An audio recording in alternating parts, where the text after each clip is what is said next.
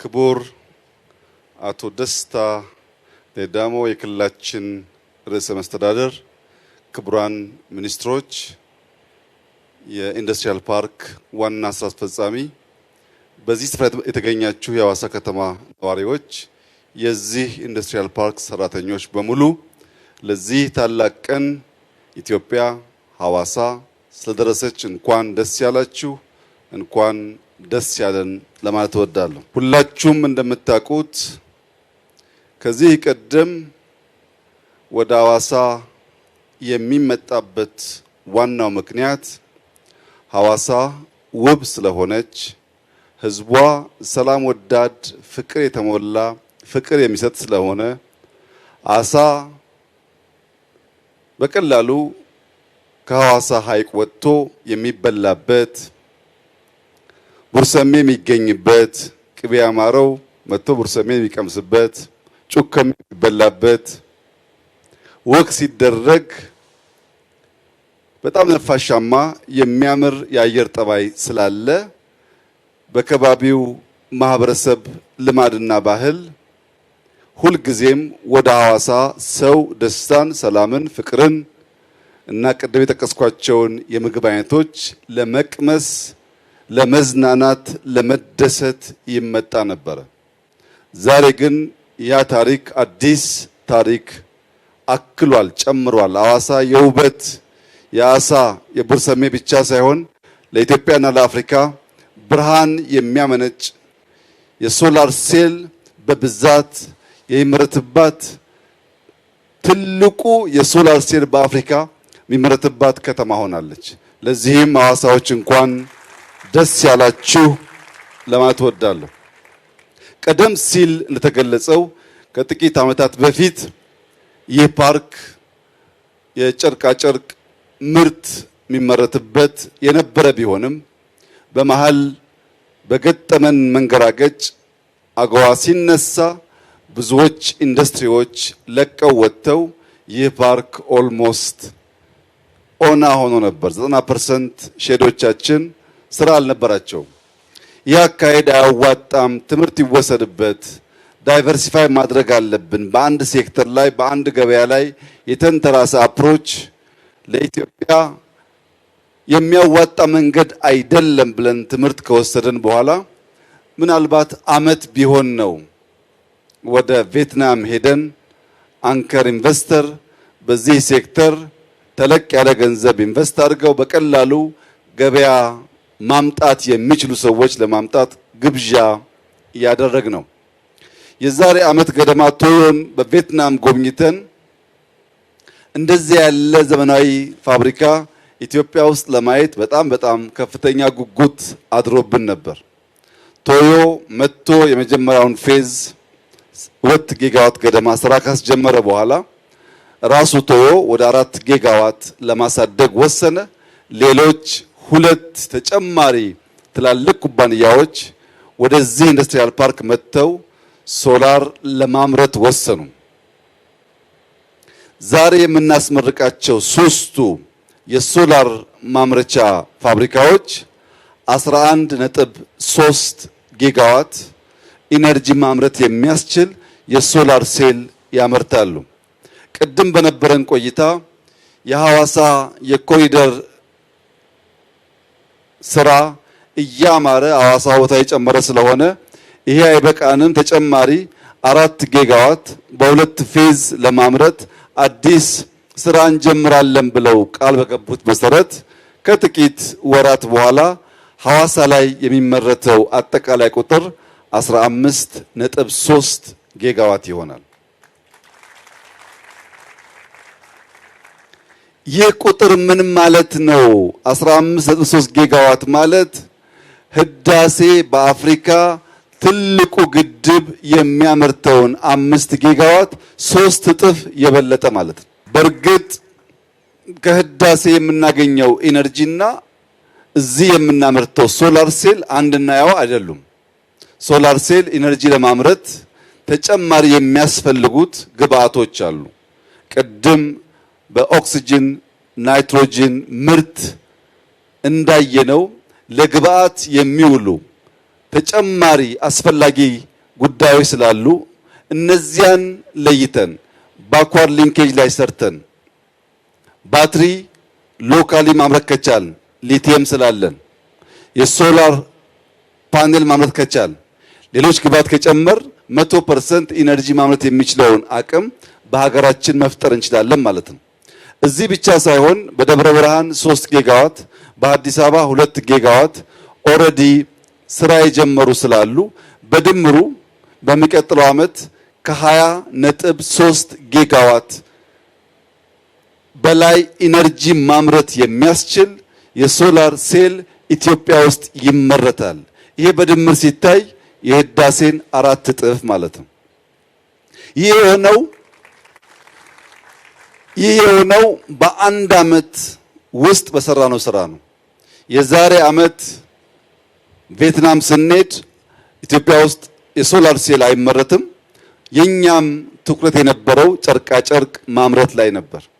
ጨርቃ ጨርቅ ስናመርት እናገኝ ከነበረው የውጭ ምንዛሪ ገቢ አንፃር በሚቀጥለው ዓመት እነዚህ 5 እዚህ ያሉት 4ና ደብረ ብርሃንና አዲስ አበባ ያሉት 2 ሲጨመሩ 6 ፋብሪካዎች በድምሩ ከ1 ቢሊዮን ዶላር በላይ የውጭ ምንዛሪ ገቢ ለኢትዮጵያ ያስገባሉ። ይህ ደግሞ ከቴክስታይል እናገኝ ከነበረው 4-5 እጥፍ ይበልጣል ማለት ነው። 6 ፋብሪካ ከነዚያ ሁሉ ፋብሪካዎች በላይ የኤክስፖርት ግኝት ማስገኘት የቻለበት ዋናው ምክንያት ዳይቨርሲፋይ እናርግ ብቻ ስላልን ሳይሆን ወደሚቀጥለው የአመራረት ስርዓት እንደግ ስላልን ነው። በቴክስታይል ሁላችሁም እንደምታውቁት ከኛ የሚፈለገው ንጹህ ኢነርጂ እና የሰው ኃይል ነበር። ያ ፍላጎት በዚህኛውም ዘርፍ ያለ ቢሆንም በሶላር ሴል ምርት ግን እንዳያችሁት የኤን ታይፕ የሚባለው የአመራረት ዘዬ ወይም ፉሊ በአርቲፊሻል ኢንተለጀንስ የታገዘ አውቶሜትድ ሮቦቲክስ የአመራረት ስርዓት ነው። በኢትዮጵያ ውስጥ ኢንዱስትሪ በዚህ ንጽህና በኤአይ ታግዘው በሮቦት ሲያመርቱ ማየት የመጀመሪያችን ነው። ይህንን በሶላር ሴል ያየነውን ቴክኖሎጂ የመጠቀም ምርት የማሳለጥ ጥራት የመጠበቅ ልምምድ ኮምፒውተሮች፣ ስልኮች ወደ ማምረት ካሳደግን ሌላ ሀገር የምንቀናባቸውን የአመራረት ስርዓት የተከተሉ ኤአይ የሚጠቀሙ በአጭር ጊዜ ብዙ ምርት የሚያመርቱ እና ትልቅ ሀብት የሚያስገኙ የኢንዱስትሪ ዘርፎች ውስጥ እንቀላቀላለን ማለት ነው። ኤአይ የነገ የልጆቻችንን እጣ ፈንታ ይወስናል። ኤአይ ላይ በክረን እንስራ ያልነው ከኢንዱስትሪ ከማኒፋክቸሪንግ አንፃር ቅድም እዚህ ባየናቸው 3 ፋብሪካዎች እንዳያችሁት ከሞላ ጎደል አብዛኛው ስራ የሚሰራው በሮቦት ነው።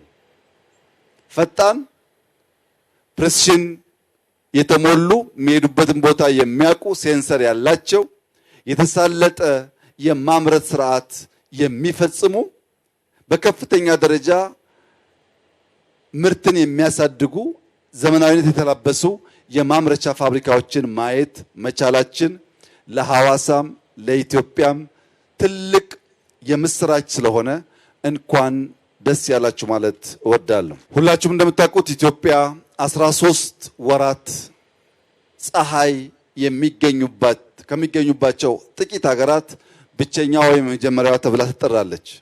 ቢያንስ 300 ቀናት ፀሐይ አለን። ፀሐይ ካለን ከሬር ሚነራልስ ሊቲየም ካለን ሶላር ሴል ማምረት ከጀመርን በሀገር ውስጥ በብዙ መቶዎች የሚቆጠር ጊጋዋት ማምረት የሚያስችል ፖቴንሻል አለን። በድፍን አፍሪካ ያለውን ፖቴንሻልም ለማሳደግና በክሊን ኢነርጂ ኢትዮጵያ አፍሪካ መቅደም አለባቸው ብለን የምናልመውን ነገር በእጅጉ የሚያሳካ ስለሆነ ይህ ልምምድ በዚህ ሴክተር ሳይታጠር በሌሎች ሴክተሮች ሰፍቶ በቅርቡ የዊንድ ፕላንት አሰላ አስመርቀናል። ከዚያ ቀደም ብለን በሃይድሮ ህዳሴ ተመርቋል። አሁን በሶላር ዘርፍ ደግሞ ከውጭ አስገብተን መስራት ብቻ ሳይሆን ሴሉን ማምረት የሚያስችል አቅም ፈጥረናል። እነዚህም በማቀናጀት ክሊን ኢነርጂ በስፋት እያመረትን ከቀጠልን የኢትዮጵያ አምራችነት፣ የኢትዮጵያ የኢንዱስትሪያል ሽግግር፣ የኢትዮጵያ የውጭ ምንዛሬ ሀብት ግኝት ማሳደግ፣ ስራ አጥነትን መቅረፍ በእጅጉ የሚሻሻልና ለብልጽግናችን መሰረት የሚጥል ስለሆነ በኢንዱስትሪ ረገድ የመጣው አጠቃላይ ውጤት እጅግ ተስፋ ሰጪ፣ የተቋቋመውም የኢንዱስትሪያል ስትሪንግ ኮሚቴ የሰራቸው ስራዎችና የተገኙ ውጤቶች ተስፋ ሰጪ፣ በሚቀጥሉት ጥቂት ዓመታት ምናልባት ኢንዱስትሪ ለመጀመሪያ ጊዜ ግብርናን ተክቶ ከፍተኛውን የኢኮኖሚ ሼር የሚይዝበት እንደሚሆን አሁን ያሉ ምልክቶች ያሳያሉ። እስካሁን በነበረው የኢትዮጵያ ኢኮኖሚ አንደኛ ደረጃ የያዘው ሰርቪስ፣ ሁለተኛ የያዘው ግብርና ሲሆን በሶስተኛ ደረጃ ነው ኢንዱስትሪ የነበረው። ይህ መዋቅራዊ ሽግግር በጥቂት ዓመታት የሚፈጸም ይመስለኛል። ያ በተሟላ መንገድ እንዲከናወን የስትሪንግ ኮሚቴው፣ የኢንዱስትሪ ሚኒስቴር እንዲሁም የኢንዱስትሪያል ፓርኮች ኮርፖሬሽን በቅንጅትና በትብብር የጀመራችሁትን ስራ አጠናክራችሁ እንድትቀጥሉ ከወዲሁ አደራ እያልኩ ሐዋሳ የብዙ ኢንቨስተሮች መሰባሰቢያ ቦታ ለመሆን የሚያስችሉ በርካታ መመዘኛዎች ታሟላለች።